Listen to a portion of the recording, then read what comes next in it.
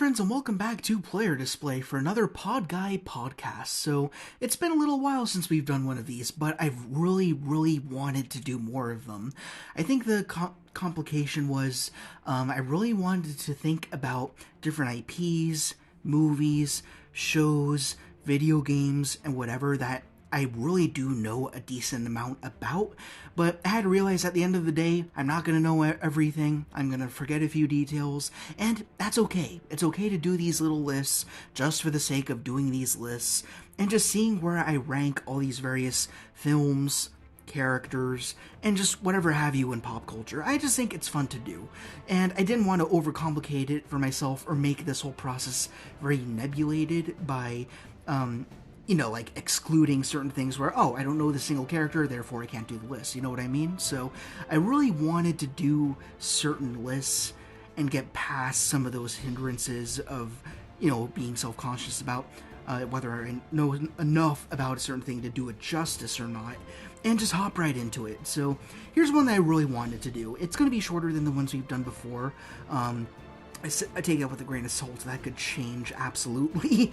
I'm going to be ranking all the cinematic Batman villains. And, of course, that is a phrase that you should take lightly, because, of course, there is the Batman 66 movie, and none of those villains are here. I mean, they're more relegated to TV, so that's why they wouldn't show up here, although they'd probably all be ranked around the exact same area because, they're all campy, they all pretty much have the same mission, so I'd suspect they'd all be on the same branch. Also, I haven't seen that one yet. I'm still working through the TV show, and then I want to hit the movie at some point, so I'll do that. But I have seen all the theatrically released movies that are not 66, so we can at least talk about those. Little upfront note that I did want to place is I do have this row at the very bottom here with question marks below F, and these are simply characters that I either just don't know enough about in order to rank them properly, or I have no idea who the hell they are. They're probably, lesser villains within Dark Knight, and Dark Knight I don't know very well. That's one of the deterrents for me doing this list to begin with. So I simply just can't speak on these four characters over here that we had in live action, so that wouldn't be fair for me to drop them an F if I don't know enough about them. Except for this guy over here. I think he's the Asian guy who said I'm good with calculation twice in Dark Knight. And then you also have Orson Krennic, so that's pretty cool. And the other two, I have absolutely no idea, so we're not even going to include those guys on the list. And then we also have the Phantasm from Batman Mask of the Phantasm, which I hear is a top-tier Batman movie. I have not watched it yet. It's on my bucket list. I hope to watch it one day. I just don't know how to access it, so that's something I'll have to figure out. And as for this last one here, it's more an honorable mention than anything. It's Mark Hamill's Joker. This is perhaps the most expansive of all the villains we have on this list. Unfortunately, it was before my time. The cartoon came out in the 90s, and it poured out into other properties in the 2000s. That's just not where my headspace was at the time. I was very Star Wars centric. I was very Spider-Man centric. Anything Batman was mostly isolated to the Lego Batman games, so I wasn't really into the TV shows. I just wasn't raised on it. So I know that Mark Hamill's Joker is eternal. I just can't speak to him to full justice because I haven't watched the show, and it just wouldn't be fair. Although I have played 2.5 of the Arkham games, so I can at least say that much, and he was phenomenal in that. So, but we're not talking about the video games, we are talking about the live action movies. So, let's go ahead. I have all the other characters down here. I rank them. I pre-sorted them based on the movies, how they came out chronologically. I did my best to do that because some of these characters are not from a titular Batman movie. Maybe they were Batman adjacent, so it's going to get a little weird. But yeah, I'm just going to go through these guys based on preference alone. I'm not doing this objectively. Objective lists are boring. This is just a low-key Batman fan who enjoys watching the movies and doesn't know as much about the comics as he probably should. So we're literally just talking about the in-film depictions, and we're not going any further than that. Alright? Okay, I'm going to shut up, and let's actually start the list. So, First up, with Batman 89, we have Jack Nicholson's Joker, a figure that Todd McFarlane really needs to release. I don't know what the holdup is, but yeah, he's a very solid baseline Batman villain, and that's what can be said about Batman 89. It's not a movie that's spectacular, it's not aiming to be anything particularly amazing, it's just a movie that is, here's Batman, here's an interpretation of the character, and it's cool. It's a very fun movie. I wouldn't call it one of the greats, but it does implement some of the baseline seminal Batman themes that would inform the later content quite a bit. But we're going to try not to talk about the movies too much. We're here to talk about the characters. As for Jack Nicholson's Joker, I never connected with him a ton, but he is definitely a Joker. There's so many Jokers now, it's hard to say which is the definitive one. But speaking of that, I don't think we have Joaquin Phoenix's Joker here, so that's kind of a loss, but I don't know, maybe we could talk about him at the end. If I forget, I apologize. But yeah, Jack Nicholson's Joker, what was his aim? He was pretty much just this run-of-the-mill gangster, fell into the vat of chemicals at Ace Chemicals, and then of course he became the Joker after that. Then pretty much he had this whole scheme around creating this toxic makeup, like the new Joker products and all of that, that caused people horrible laughing fits and everything. So pretty much his mission was just to create absolute madness, and it kind of touched on like economical themes about how the Gothamites were total slaves to money. Like, we started raining cash over the crowd in the parade in the third act, and then he started to gas everyone. So he was really just an agent of mayhem, but he wasn't really much more complex than that. We don't know a whole lot about where he came from. I guess the one thing that we do know about him is, at least in this continuity, he is indeed the killer of Batman's parents, which I suppose is a thing that could be polarizing. You could take it or leave it. As for me, it's fine within the confines of this movie. Might not work for other different Batman that we got, but as for this particular Joker, I thought he was acted very well. He was very fun to watch. I loved all the gags. I liked how he's kind of a middle ground between the Cesar Romero Joker, who we don't have here, the more comedic type, and also between the Heath Ledger Joker, who is a lot more leaning into the darker aspects of this character.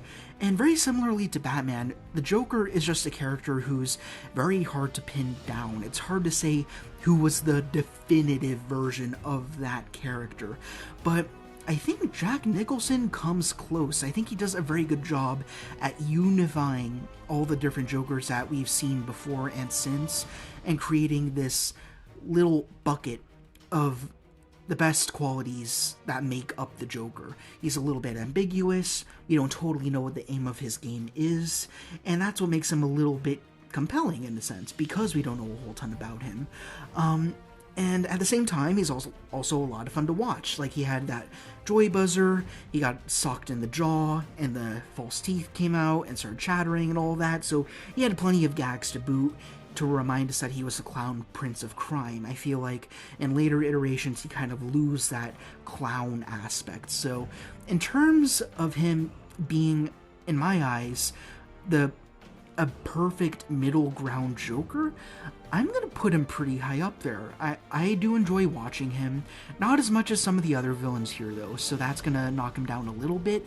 So I wouldn't quite put him at an S tier. That's reserved for like really special characters who are near and dear to my heart. But I think I'd be comfortable giving him a B. Not quite an A, just because I don't really relate to this character as much. Like, and you can indeed relate to some of these villains down here. We'll get to that when we get there. But for him, like, he was the first Batman villain I ever saw on screen, obviously, and he did his job, but he has been usurped by other characters later on and during other walks of life. So there you are there. Now you move into Batman Returns, and we have Max Schreck, who of course is named after Max Schreck from Nosferatu, which is really interesting. He is a character who is unique to this film. I don't believe he's ever shown up in the comics or anything. He is solely a Tim Burton creation, and one who was used pretty well. He is pretty much a corporate guy, doesn't really care a whole lot about humanity. Of course, he pushes Selena Kyle out the window to her first death, and she has several other deaths. That's a whole other thing. But yeah, he's definitely not as memorable as the other villains on this list, but he's performed pretty well. I mean, he serves his purpose in terms of setting one of the larger main players off on her revenge spree, if you will, and just giving her an overall disdain towards humanity, very similar to him in a way. But I think his weakness is we don't really know where he's coming from. And unlike the Joker, you don't really care about his beginnings as much because he's just such a brand new character. He's not as charismatic as other characters that we've seen. He's kind of just meant to set the wheels in motion. But in terms of being his own character, I was never that interested in him. But he was played well by Christopher Walken. He was conniving and sinister. He played it off pretty alright. And I really don't have a whole ton to say about him, except for the fact that I think his death was pretty well earned, considering how it was very eye for an eye with Catwoman and everything. So yeah, he was good. I wouldn't give him D though, because I thought he was still well utilized. He just wasn't really a character in of himself. That would have been nice. So he's baseline, so I'm just going to give him a C. And then we have Michelle Pfeiffer's Catwoman, who was excellent. I definitely liked Batman Returns a lot more as a kid. I don't like it as much now, just because there are so many characters in this movie. But really what the movie is about is 3 different characters being Batman, Catwoman, and then of course Penguin, who we'll be getting to. And all of them are kind of within the shadows of Gotham, and all of them are trying to approach this very nebulating community with their own personas, pretty much. So as for Catwoman, she's basically on a hell-bent course for revenge. She's very pissed off at the deck that she's been dealt. She has nobody who loves her. Her mother berates her on the phone. Of course, she got pushed out the window and was killed, at least temporarily. Then she was resurrected by cats, which is really weird. But, oh man, no matter what you think about how her Tim Burton origins were done, she was an absolutely excellently performed character. Whenever I think of Catwoman, this is the first Catwoman that comes to mind. Granted, because this is the first Catwoman I've ever seen, but she managed to have that feline edge, and she still felt human. Like, she didn't lean too much into grounded or too much into cat. I felt like she was able to balance a little bit of both. And this is one of those cases where I feel like, you know, you have the femme fatale archetype, and usually I don't think it works because it can be so cliche, but this is one of those cases where I think it worked very well, especially when in contrast with Michael Keaton's Batman. You have one character being Batman who's more reserved and very cautious about themselves and their duality. But as for Catwoman, she finally just got her new lease on life, and she's a lot more wild, a lot more erratic. She's a lot more of a loose cannon than Batman is. So in that sense, you almost see the similarities that these two characters have, because they both have these alternate identities, and they use them in order to suppress, or rather in Catwoman's case, to enhance the darker sides of their personalities and their grievances towards society. So yeah, I think she was a really spectacular character. I think I'll give her a higher B. I think higher than Joker, just because I felt like she was a little bit more unique. As for Joker here, I felt like he was a Joker and he did a good job. But as for Catwoman, I felt like she pushed the envelope a little bit more, just in terms of her performance. But yeah, great character all around. Now we have Danny DeVito's Penguin, who was, if Catwoman was like an anti-hero in the film, then Penguin was certainly the main villain. he was a weird character, absolutely. Again, this was my first exposure to the Penguin characters, so I didn't yet understand him as the gangster type, as the comics has kind of created him to be over time. So for me, in my eyes, as at the time when I was a kid, the Penguin was a literal waddling penguin, and that's exactly what he was. Very similarly to Batman and Catwoman, he had very unfortunate origins where he was abandoned by his parents, the Cobblepots, as a kid, and he was sent out to the sewers. He was raised by a whole bunch of circus freaks and underground penguins, which is strange. I guess like part of the deep-seated lore is there was like an abandoned zoo or something and the animals escaped. I don't know a whole ton about how that came to be. Then again, neither does the movie. They never explain that. But regardless, he had a good manic performance. He was very creepy and uncomfortable, and he was a little pervy. That definitely made him a little bit off-putting. I mean, I guess all four of these movies, the Burton and Schumacher ones, were a little bit more on the pervy side, which is fine, I guess. I mean, you gotta have a little bit of that just within the more campy Batman side of things, so I guess that's okay. But yeah, he was at the same time, as disgusting as he was sympathetic. You felt bad about where he was coming from. I mean, there was a certain point in the film where he wasn't quite yet villain. Like, yeah, he was manipulating things from underground and stuff with the election and everything, but at the same time, he did have that monologue on the TV where he was talking about how he was really interested in learning about who he was, why he was abandoned. Questions that could be asked by Batman and Catwoman, like, why were they also put in their same positions? Why is it that they were dealt such a short deck, or the short end of the stick? Like, why is it that they had to become the lowlives of Gotham? Why is it that their lives suck? And as for the Penguin, he probably got it the worst out of the three.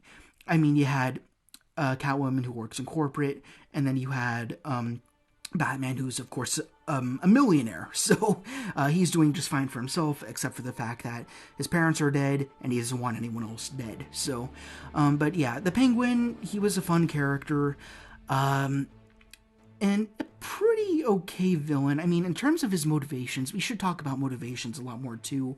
At first, he really did just want to get paid his dues. He felt like he was done dirty, so as a result of that, he wanted to become mayor. He wanted his face to be plastered everywhere, so it was really just a matter of egoism, pretty much. But once that started to go wrong, and the Batman exposed him for having absolutely no love for the people, that's when he started to unleash the penguins with the rockets and everything. So he just wanted to level the place when he wouldn't get his way. So motivations aren't the greatest, but he was still, like, when he was on screen, you definitely couldn't look away, just because he was so repulsive and disgusting.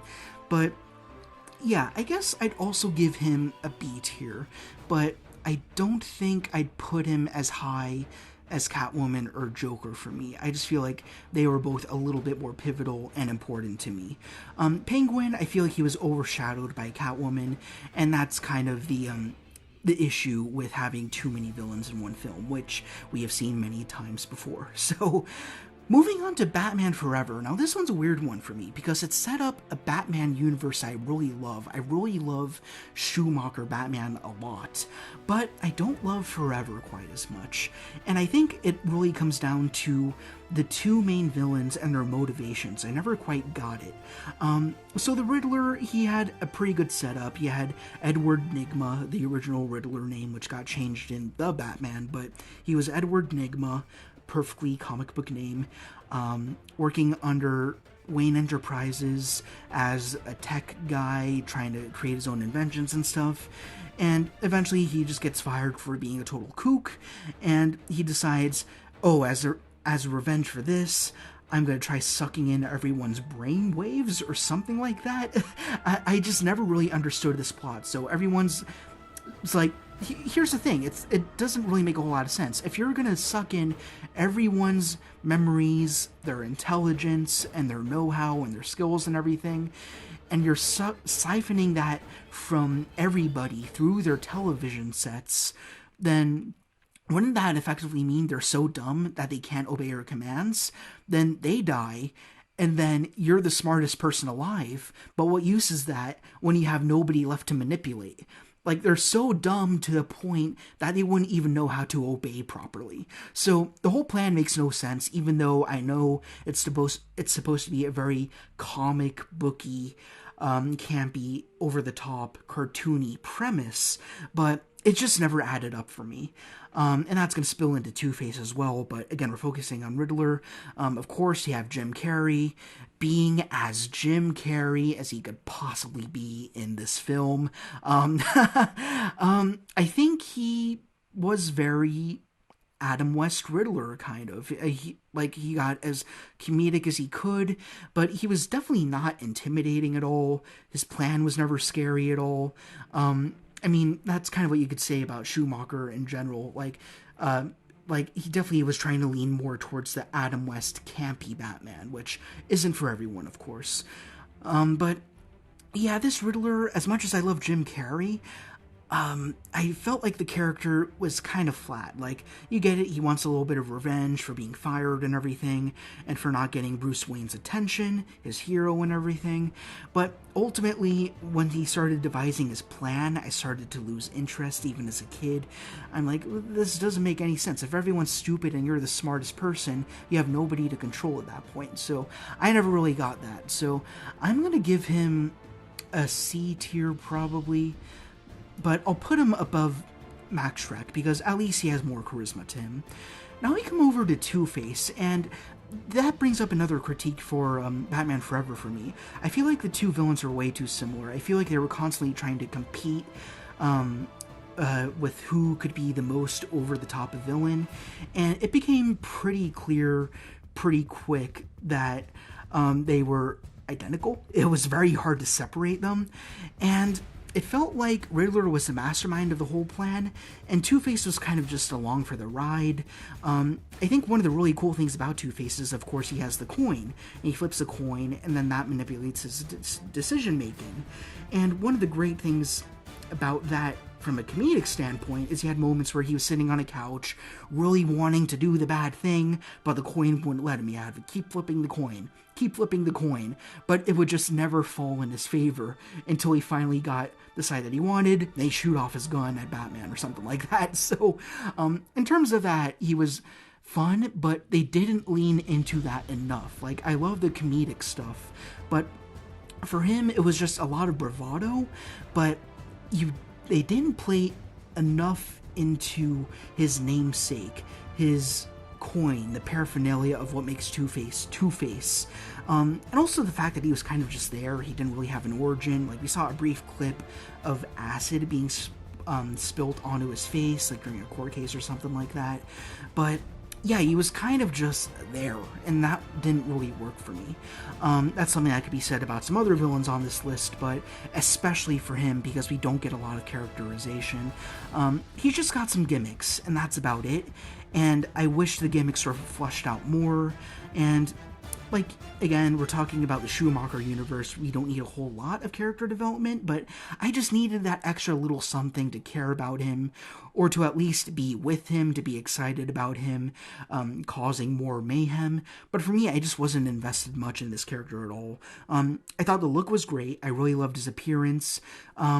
But it pretty much ends there. I mean, the Riddler is pretty much the same as Two-Face, but the Riddler was the one with the plan. As for Two-Face, he was kind of just destroying things to destroy things. And at that point, it's just like the dark side of the coin.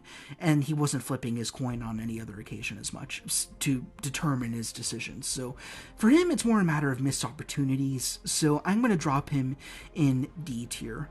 And that's not to say I hate the character, it's just there's so many other characters here. So let's keep going. Now here's where I'm going to blow up a lot of heads here in terms of, like, you like that movie? What's your problem and all of that? I've said this before. Batman and Robin is my favorite Batman movie. If we rank the Batman movies themselves, we'll go more into that. But it's the movie that makes me the most happy of all the films and leaves me the most satisfied. And I understand the movie's mission. It was trying to be campy. It was trying to be Adam West Batman and then some.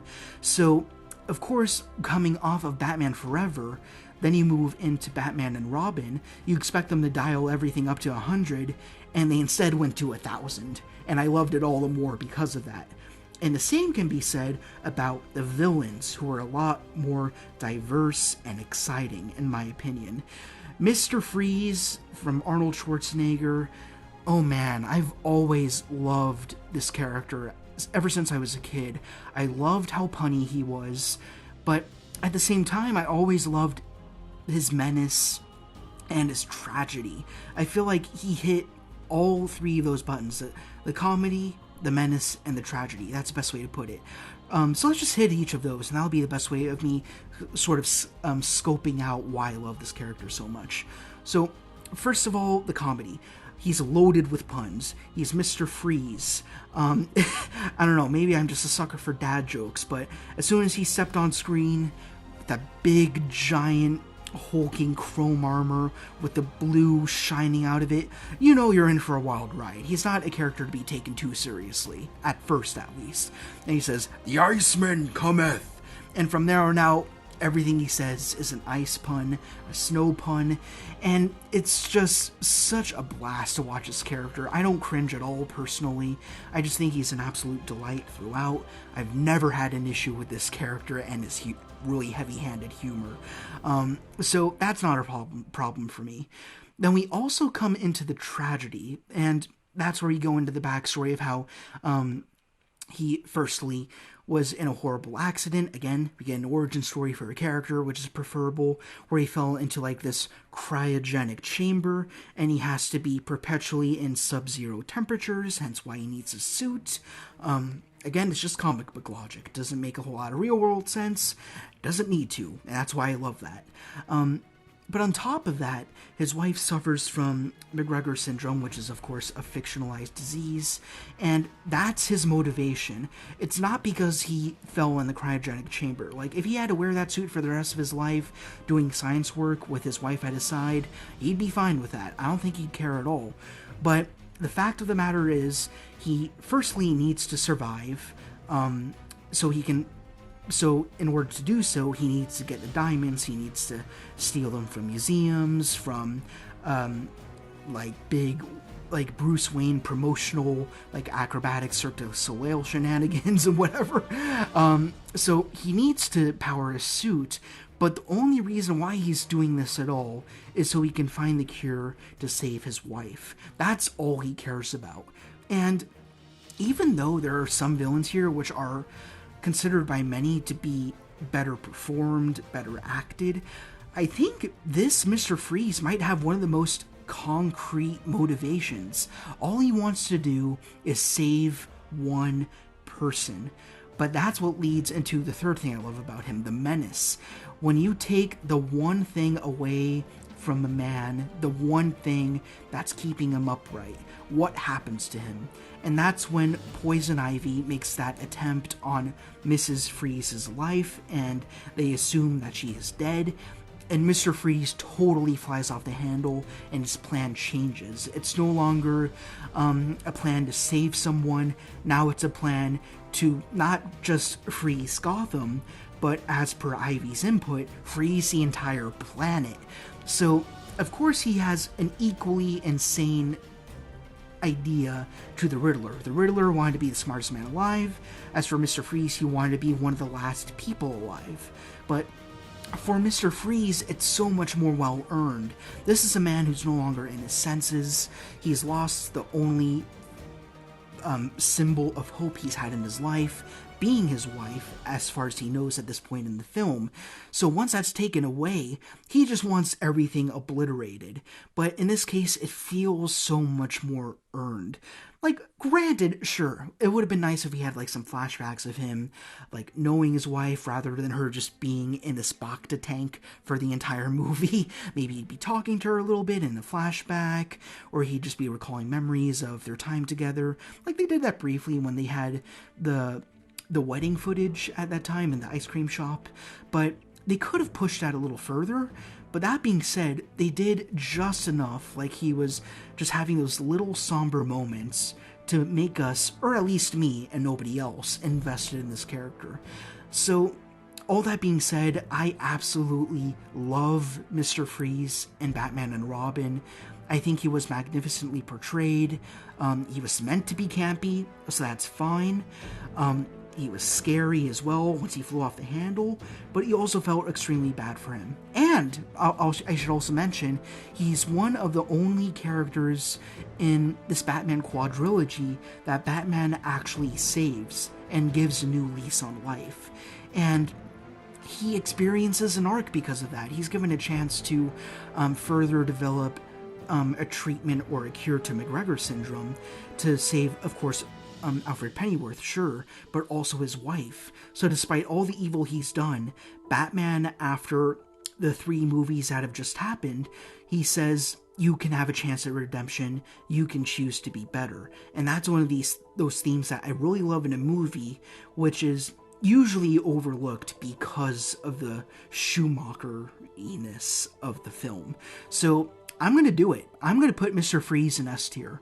I really love this character. There's nothing that I would change other than maybe adding more to his origin.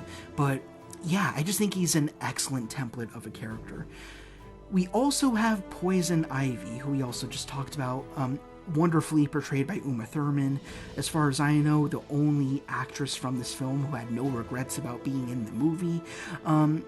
Another similar case of somebody who was part of Wayne Enterprises and was ultimately defeated by their own career.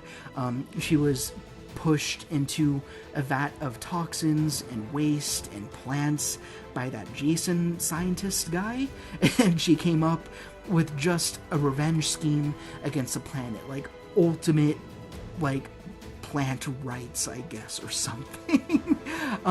Like, of course, she was extremely campy.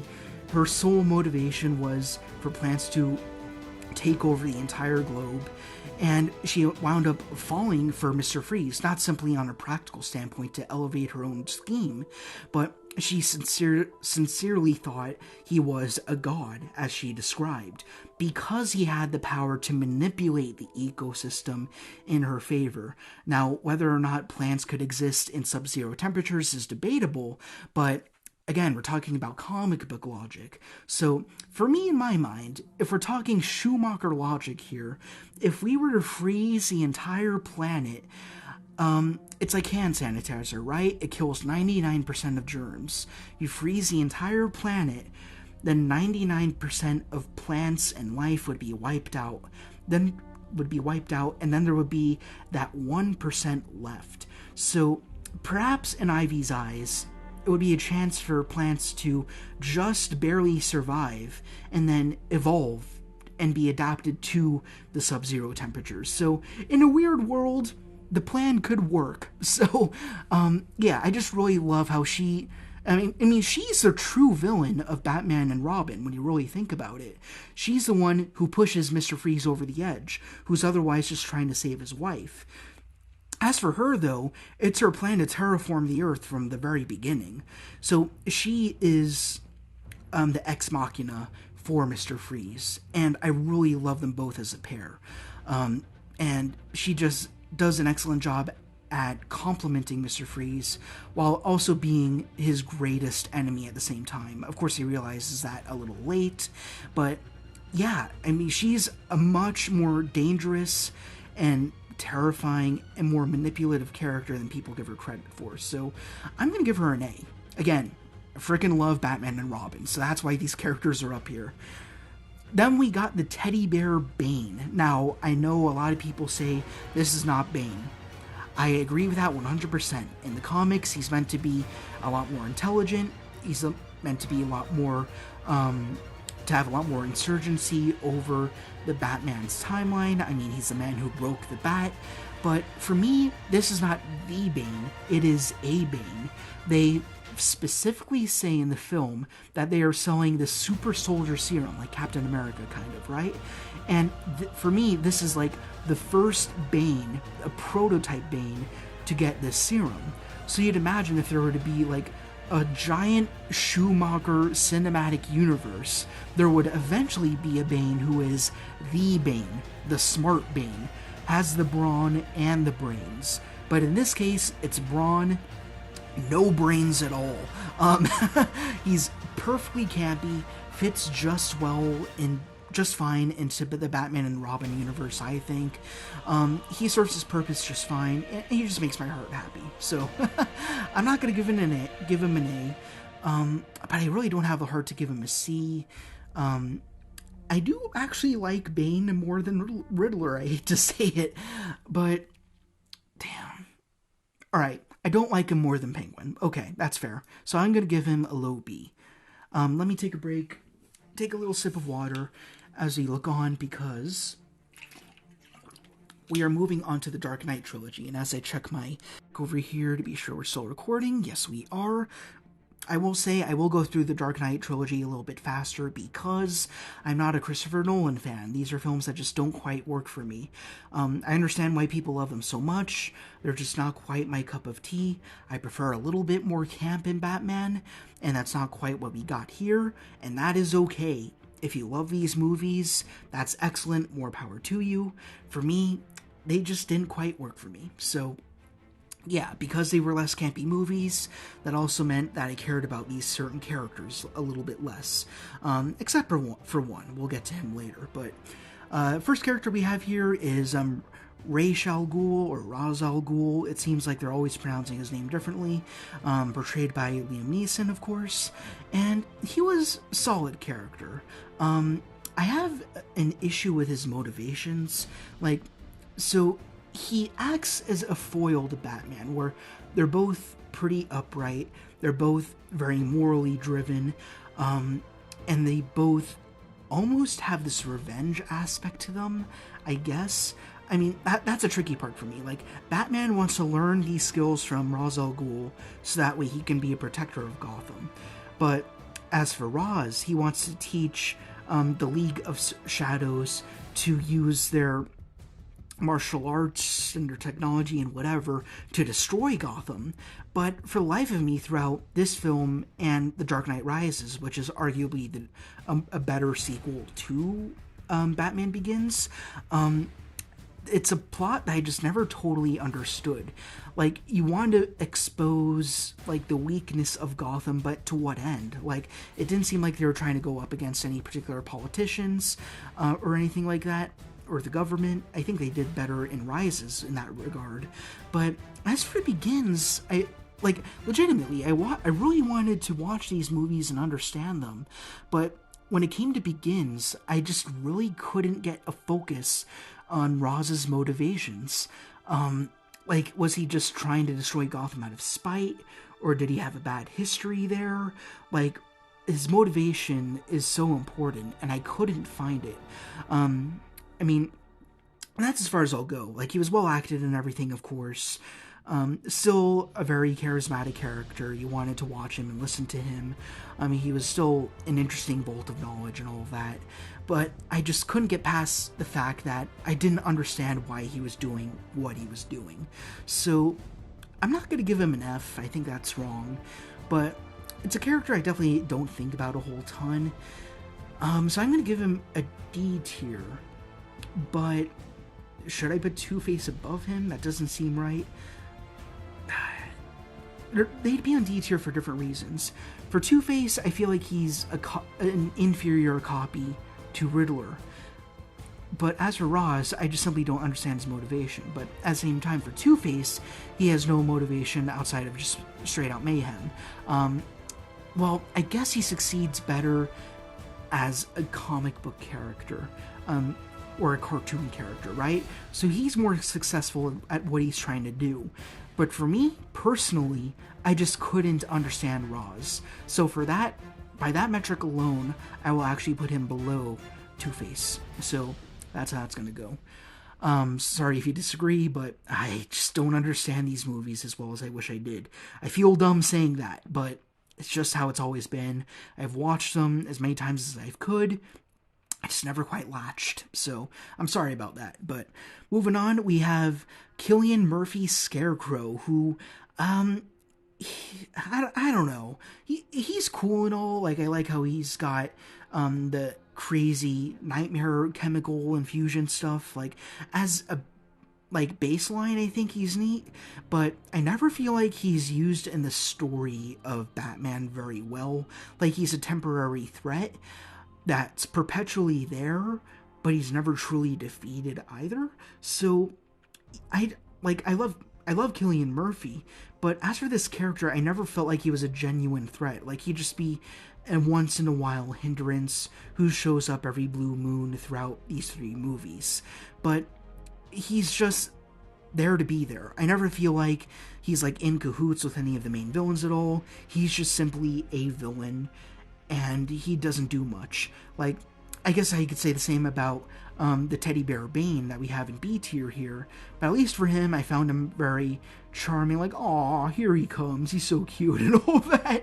But as for Scarecrow, he's just cool, and that's it. No bearing on the plot. At least for Bane, he kind of pushes away Batgirl and Robin from being able to help Batman in the final confrontation and stuff, and he's fun to laugh at. As for Scarecrow, though, I don't feel like he meets any potential. I don't feel like he's significant at all. So, yeah, for that reason alone, I'm going to put him in F tier. I just felt like there was no real purpose to his character. He was simply just there, and that was it. Now we have the big wig, of course. We have Heath Ledger's Joker, who is everybody's favorite, and I totally get that. This one's a really tough one for me. He's a great actor who's playing a great character in a movie within a trilogy that I never quite grasped as much as I wish I did. Because I know there's great elements to these films, and I'm just going to say this about all Christopher Nolan movies. I think there's always great elements, but when it comes to his directing decisions and choices in terms of the cinematography and the characters and everything like that, it's just never really been my style. And as a result of that, it kind of nebulates my perspective on certain characters. So, with that big broad stroke being done, as for Heath Ledger's Joker, very well acted. I thought he was excellent, very menacing. Obviously, this teeters a lot more towards the dark aspect of Batman, a lot more intimidating, a much greater threat. More a master manipulator than an outward danger, if you know what I mean. He more focuses on making others deranged to do his bidding and to prove a point. I think that's what makes him very good. I guess the one issue with him is I feel like he tries leaning a little bit too much towards the edgy side. Like, especially with the classic, you want to know how he got these scars and all that, and he recounts the story 2 or 3 times, and each time you hear the story, it's a different story. And I get that. It's meant to make him sound crazed, deluded, or, yeah, and it's trying too hard to make him scary when he's already pretty intimidating to begin with, and you add that extra layer of confusion in terms of trying to make his past very clouded. Like that's the issue with him for me, is I think you'll love or dislike this character based on whether or not you want a fully defined Joker. I think most people prefer a Joker whose origins are unknown. He magically shows up one day and the entire city of Gotham just starts teetering towards his every whim, and Batman needs to be called to action. But for me, I really love character studies. That's why I love Mr. Freeze so much. That's why I love Joaquin Phoenix's Joker so much, who's not here. If he were here, then he'd probably be in S tier as well. But as for Heath Ledger's Joker, I don't prefer the ambiguity as much. He's a character I definitely want to know more about, and that's why this character is, like, not bad. He's just not really compatible to what I want from a villain. So, That being said, everything else he does is very menacing. I mean, you got the pen trick. He's still admittedly very creepy when he is sharing the Scar stories, if I may call him that. Doesn't quite have a definitive ending aside from hanging off the building, although I think the most important thing that he does is he twists Harvey Dent into becoming Two-Face, who we're just about to get into. And that's what makes his character great, I think. His ability to change others into maniacs like himself. But the fact that we're not sure where he's coming from, for me, is what hurts the character a little bit. So, it's a really difficult one. Simply by matter of circumstance, the fact that I don't really connect with him much, but I know he is objectively great, I'm going to kind of Last Jedi him, and I'm going to put him in high C tier. I think that's fair. Again, most people would put him in S tier. I understand all the reasons why. If there are more reasons, let me know in the comments. But for me personally, he's not quite my legacy Batman Joker. He just doesn't quite get there. For me, it's more the Joaquin Phoenix because he has the origin story. But that being said, let's move on. We have Harvey Dent, the White Knight of Gotham, at least for a time. And this is easily a better Two-Face. This is one who's developed, he's driven to protect the city, and also he has a love interest. And very similar to Mr. Freeze, he loses that love interest, and that's when he flies off the handle. And yeah, I'm going to keep it pretty short and sweet with him. Like, he's a really great character because of his downfall, because the Joker uses him as leverage to prove towards Gotham that a great man can fall, as the Batman said to some capacity. I paraphrased a little bit, but I love this Two-Face. I don't love Harvey Dent as much, but once he became Two-Face, he was a total loose cannon. You had no idea what he was going to do next. You had no idea in what direction he was going to go, and it came to the point where he was willing to murder a child, so that made him extremely scary, and it made me want a lot more from him. He was more so Two-Face in the third act, so definitely wanted more from him, but at the same time, wanting more from a character also means they were a character who was well done. The fact that you want more from them means that what you did get from them was probably pretty damn good, so I'm more interested in this Two-Face in terms of who he could have become had he lived on longer than going back in time to see the Joker's origins. I'd prefer to see a future with this Two-Face rather than the past of this Joker. So I'm going to give Two-Face a high C. So I'm going to put him above the Heath Ledger Joker. That works for me.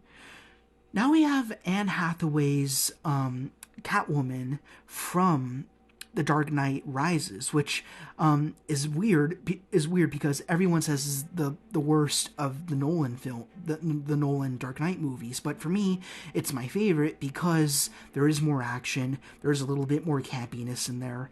We'll get to Bane when we get to Bane, obviously.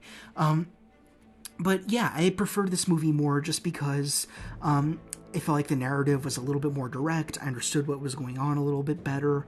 I don't know. This film just worked a little bit more for me.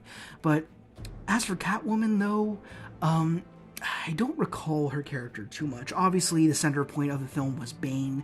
And Catwoman wasn't really a villain. She was more so just working on her own.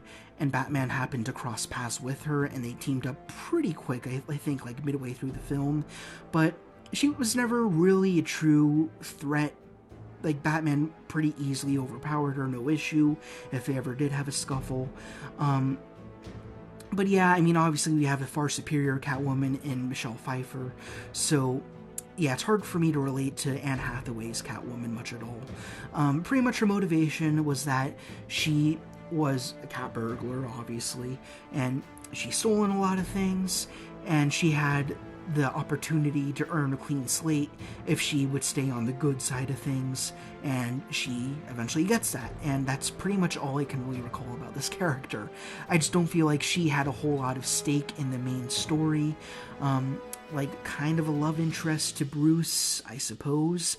But they didn't really hit that duality that Keaton and Pfeiffer did in Batman Returns. So I don't really feel much either way about this character, except that she looked really good. But aside from that, there really wasn't a whole lot else. So I don't dislike the character. I'm kind of just not invested at all. So I'm going to give her an F, more so, not that she's bad, just simply I don't really care that much. Honestly, I don't think any of the Batman villains are outright terrible. Well, now I think about it, except for one, but we'll get there when we get there. For now, let's talk about Tom Hardy's Bane. I love this Bane a ton. Excellent character. Hated the way he went out, though. I think everyone agrees with that. He was the only Nolan Dark Knight villain that I actually understood. Obviously, he's branching off of Ra's al Ghul's scheme to take over Gotham, but I feel like Tom Hardy actually succeeded at that, where Ra's al Ghul failed. He managed to drive the entire city into anarchy. It was just really cool how he had all this control over the law enforcement, and he shifted the entire paradigm where the cops were the prisoners and the prisoners were the cops. It was just really interesting how he just totally took that hierarchy and turned it right on its head, and it became a bottom-up system. It was fascinating the way that he orchestrated everything. I just felt like he was a lot more intimidating. Of course, he was very campy, the way that he spoke and everything, and I wouldn't say he was particularly sympathetic, but a villain doesn't need to be. They can just be outright scary, and yeah, I just really loved his portrayal. I loved his intimidation when he was on the football field. And then, there's that kid who's singing the national anthem. He's like, that is a very lovely voice, and all of that. Just all these little quips that he has. Like, when someone asks what would happen if the mask was taken off, he'd say, it would be extremely painful for you, And, yeah, it just, for me, it was more so the presence, the consequence that he had, the danger that he posed. I thought that was all excellent. The only downside for me, and for everyone, I think, is, of course, the Talia al Ghul thing, where he was just a puppet the whole time, and that I never really bought into at all. But, yeah, he was excellently portrayed. He broke the bat, which was great. And, yeah, in a series of movies I don't prefer, I just thought he was a very good balance between fun and menacing. Not quite as much as Mr. Freeze, but he was close. He was definitely close. So I'm going to put him high up there. I don't recall enough of the movie to speak more about him, but, upon rewatching it, it's compounded into my brain enough that I know that I love this character. So I'm going to give him not quite an S tier. I think Mr. Freeze is going to hold that category for his own. That might change, I'm not sure. But would I put Bane higher than Poison Ivy? I'd say higher than Poison Ivy, so we'll give him a high A. Talia al Ghul, she's an F easily, just because she totally defeated the one-man army factor that Bane had, and he turned out to be a puppet the whole time, just an instrument towards her plan, and that felt really weird. And the whole time she was masquerading as Bruce's love interest, and I was never really invested in that at all. So she's an easy F. I definitely consider the two Fs above her to be a lot better. For them, I'm just not invested, but I still think they're cool. She has absolutely nothing, and her death was really stupid. So, anyways, there's that. Literally nothing else to say on Talia al Ghul here. Now we have Jared Leto's Joker, and this one I struggle with a lot. I struggle with all the Jokers, to be honest, but he's definitely the worst Joker. However, I say that somewhat hesitantly because he never really got a chance. I wish we got more of him so we could judge him more objectively. It's just the issue is he was caught in the first Suicide Squad movie, which was marred with a whole lot of directing confusion and stuff like that, so he was reduced to a cameo, and it was really hard to pinpoint how I felt about this character. I definitely didn't prefer the look of him.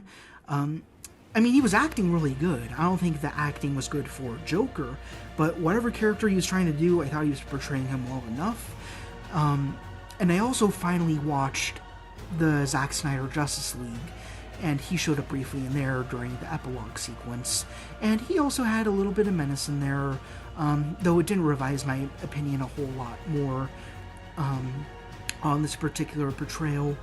I mean, in terms of his interactions with Batman, that he definitely has the least, so that makes it even easier to pinpoint him as the worst of the Jokers.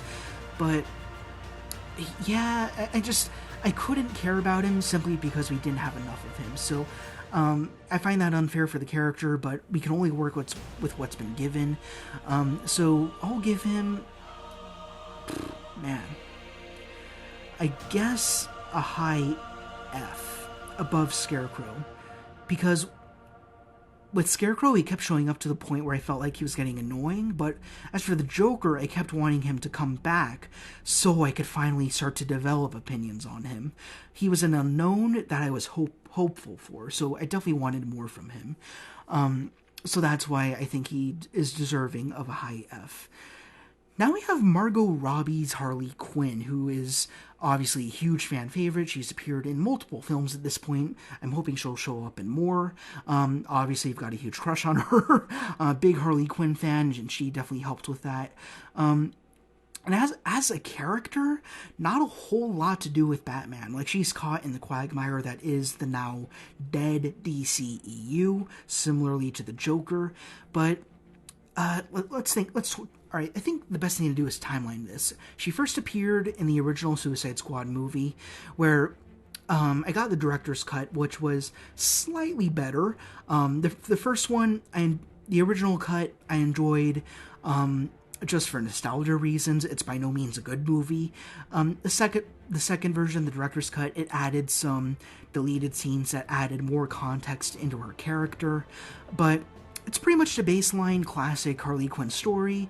She was Harleen Quinzel, fell for the Joker, and then she became Harley Quinn, and then the Joker ultimately rejected her, and then she fell into the Suicide Squad, and then she pretty much had the one-on-one moments with those characters within Suicide Squad throughout the two different movies within that duology, if you'd want to call it that.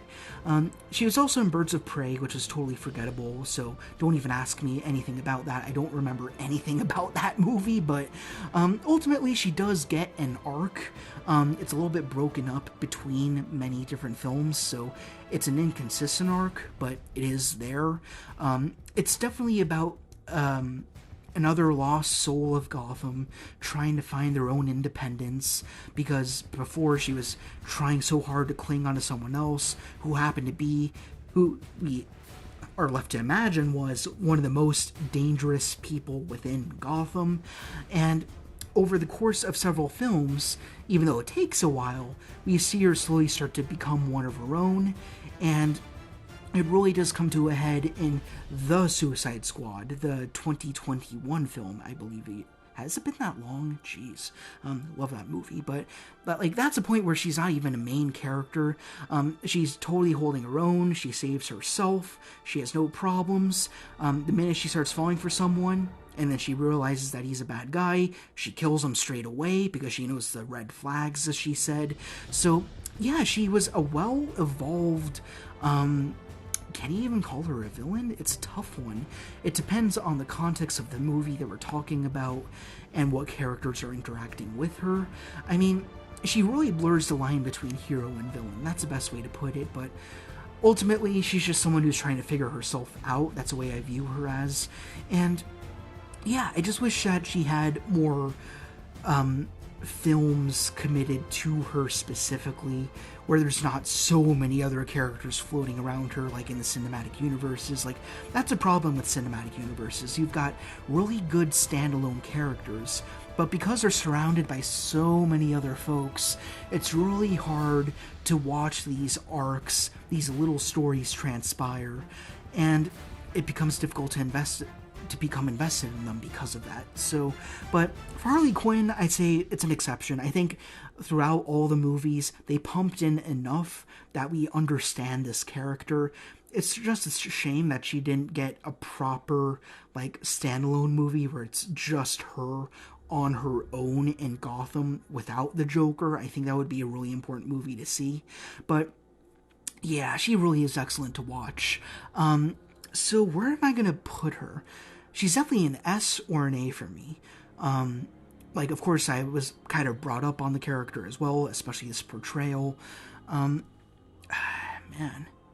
I'd say higher than Tom Hardy's Bane. So, but would I put her in S tier?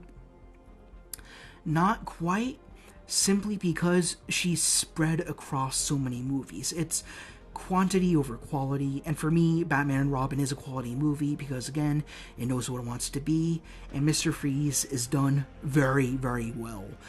Almost perfect in my eyes, so no issues with him. As for Harley Quinn, though, she's spread out across the DCEU a little bit too sparsely, so that's where I am on her. Now we can move on to the last movie here, which is The Batman, which is funny because I don't love the Christopher Nolan movies, but I really loved The Batman. I just had an easier time following the plot. I felt like it took its time, it was a little bit more methodical. I understood the motives a little bit better, and the characters were just a tad more enticing to me. It's just a matter of taste, but I like these more.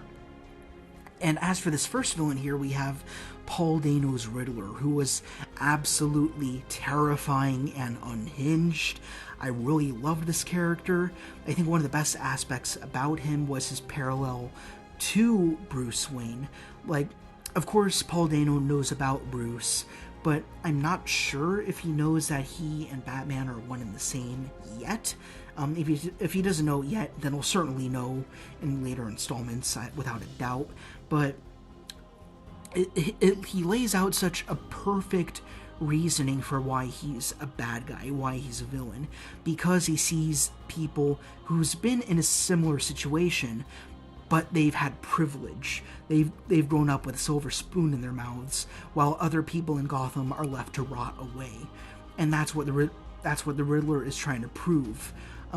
Through causing all this mass mayhem, through flooding in the cities and everything, just showing that the place is full of rats and vermin who are in the form of the Gothamites, people who just don't care about each other, people who turn a blind eye when they see problems. And as for him, he's like, instead of solving the problem, I want to be the problem. So he's a perfect foil for Batman. Like, if something were to change in Batman's story, then he could have easily become the Riddler as well. So I'd say, in a sense, this version of the Riddler might be better than some of the Jokers we have when you really think about it. I definitely think Paul Dano's Riddler is a better villain, story-wise, than Jack Nicholson's Joker. I feel like they have more the hero and villain have more in common with each other. Therefore, the stakes are higher. It's no longer a physical conflict. It's very personal. If Batman defeats Riddler, what does that say about him? If he becomes Riddler, there's a chance he could become the Riddler if something were to play out a little bit differently. So I found that really interesting. And all that being said, story and everything aside, he was just absolutely terrifying. Of course, he was inspired by the Zodiac Killer, who was also equally horrifying in his own right. He's definitely dead, right? He's got to be dead. But, yeah, the Riddler, magnificent portrayal, definitely one of my favorites. I'd say somewhere around the Tom Hardy Bane. Poison Ivy's also very good. Man.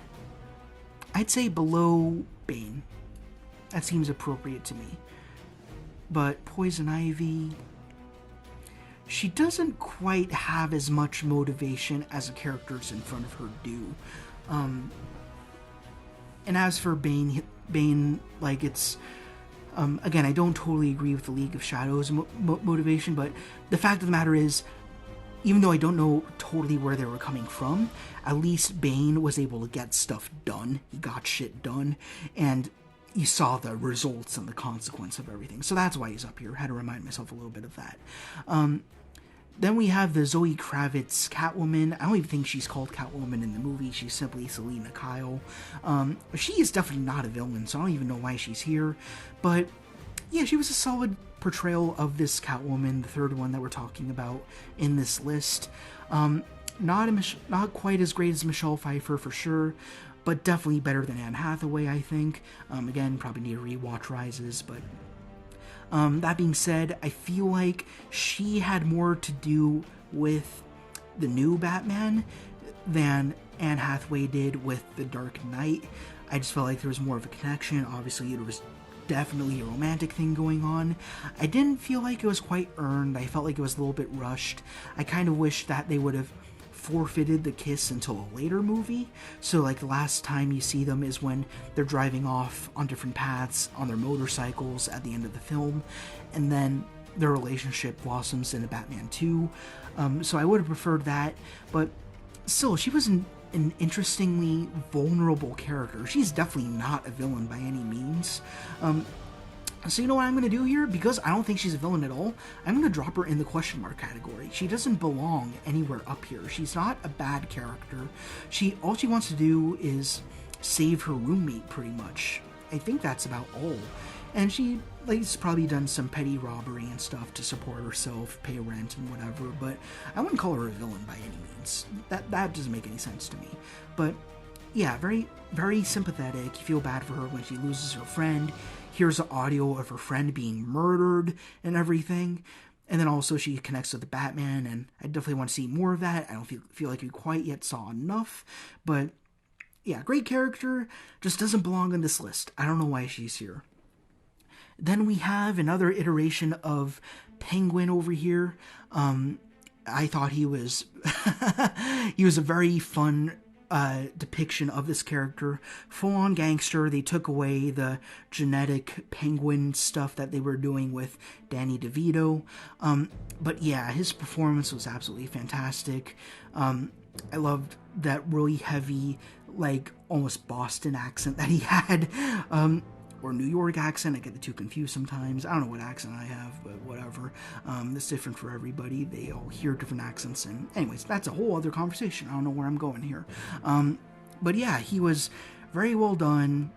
Not intimidating at all. Didn't really need to be. He was more of like an informat, pretty much. Somebody just to get information from. But that's perfect. You know, you place him right in this very detective-heavy story. Of course, this is a movie that focuses on Batman, the world's greatest detective. And then you have a mob boss, pretty much, being one of the cornerstones of the Batman's investigation. So, yeah, he holds his place very firmly. He's portrayed well, and I liked him a lot. So I'll give him a solid C tier. I'd say higher than Max Schreck, higher than Riddler. Not higher than Heath Ledger's Joker, though. So we'll drop him right... Wait, not higher than Heath Ledger's Joker. Yeah, okay. Cool. Yeah, solid C tier, I think. And again, it's a pretty new movie, so I probably am missing a few details. If I rewatch it some more times, then my opinions would probably change. They'd probably move up. But for now, this is what I got. Then we have Falcone, the Rat. He's the last villain we have. Of course, in the... an okay plot twist. He wound up being Selina Kyle's father, which, whatever, I didn't really feel either which way about it. And then I do like the way that he was used within the story, where the rat had to be brought out into the light, and he was shot, and then that's what led to us meeting an unmasked Riddler, which I thought was pretty cool. So he was well acted and everything, but I felt like he was more an instrument than anything else. As his own character, wasn't nearly as good as Penguin. Zoe Kravitz was certainly better, but he was kind of just there. He was good, not super important to me.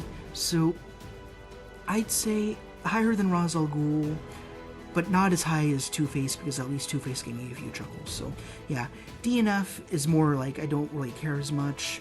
Then you got C tier here, where they're solid enough, they're okay, but they don't quite get me as excited.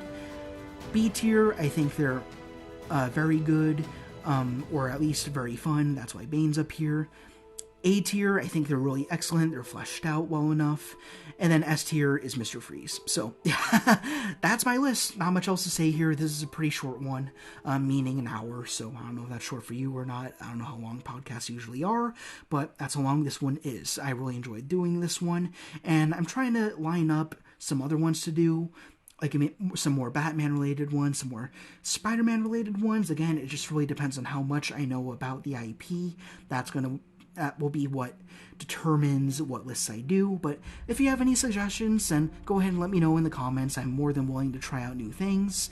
These are just a lot of fun to do, especially since, as I mentioned before, we can't do action figure reviews every day. It just doesn't make any sense for me financially. So these are just a great way to break up my evenings. I really enjoy doing them, and I hope you enjoy listening to them. They're really fun to piece together, and yeah, there's a whole playlist if you want to listen to more of them, more Star Wars related than anything else, but I think this is a nice change. I've been wanting to do this for a long time, and yeah, it's been really cool. So I think that's going to be a cap here.